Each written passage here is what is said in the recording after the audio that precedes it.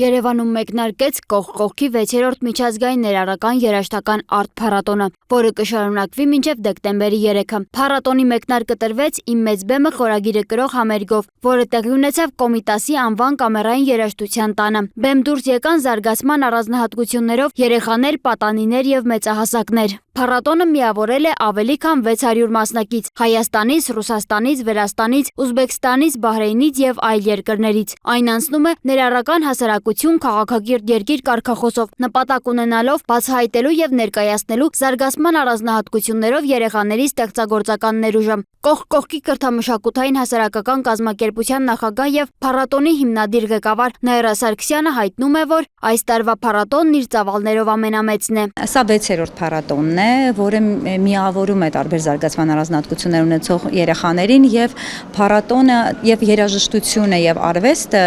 լավագույն միջոցն է, որպեսզի կարողանանք ինտեգրել երեխաներին մեր հասարակության մեջ։ Փառատոնը հնարավորություն է տալիս, որպեսզի երեխաները իրենց ուժեղ կողմով ելույթ ունենան։ Նրա խոսքով միջազգային մասնակցությունն ամեն տարի ընդլայնվում է։ Փառատոնը արդեն 6-րդ տարին է մեկնարկել է եւ 6-րդ տարում մենք ունենք բազմաթիվ երկրներից առաջարկներ, որպեսզի ներկայանան եւ ելույթ ունենան փառատոնին։ Ունենք Բահրեյնից, Ուզբեկստանից, ունենք սպիկերներ,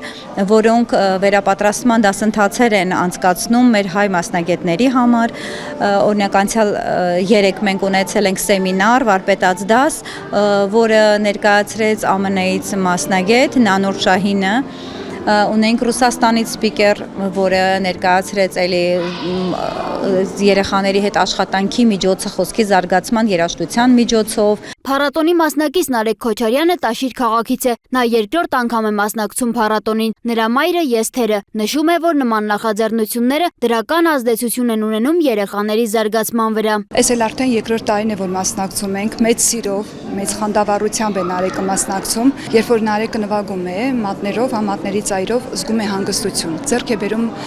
հանգստություն։ Երաժշտությունը ինքը ոնց որ իրան տալիս է այն արտ թերապիան,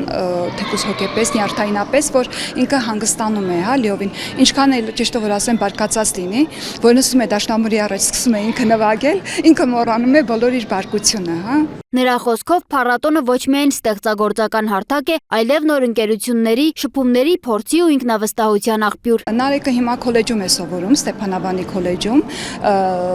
ունի ընկերներ, ունի շփում,